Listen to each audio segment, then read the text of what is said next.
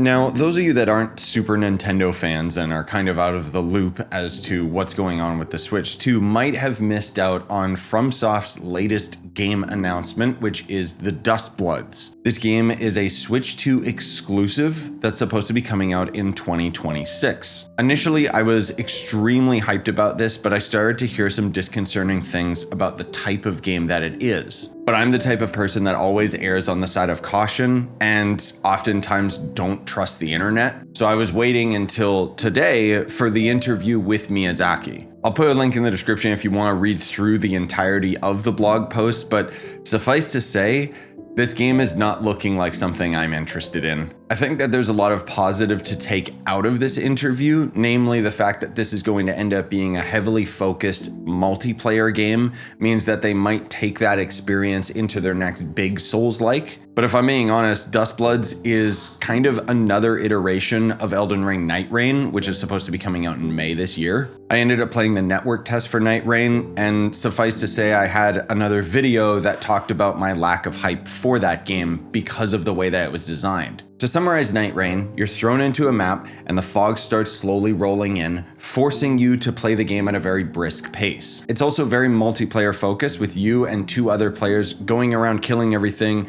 getting yourself stronger so that when the fog inevitably rolls in and forces you into a boss fight, you're hopefully strong enough to fight them. Now, near as I can tell, Duskbloods is kind of an evolution of that. I don't know if it has the fog rolling in or anything like that, but it does have the other players that you'll be messing around with.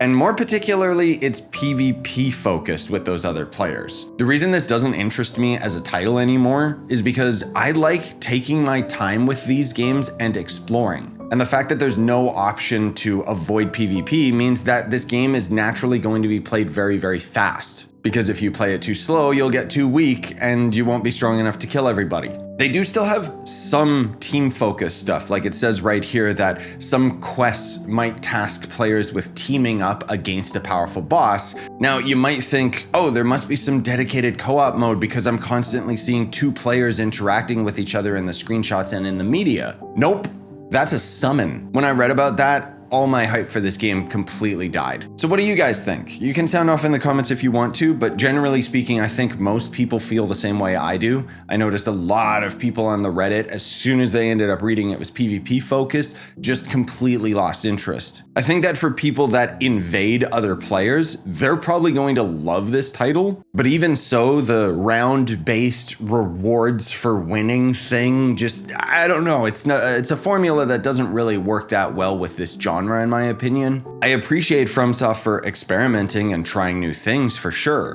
but I am happy to see that Miyazaki did state in the interview that this is by no means going to become the new standard game FromSoft is making. Like, they're still working on the next full Souls-like game. These were just kind of weird side projects.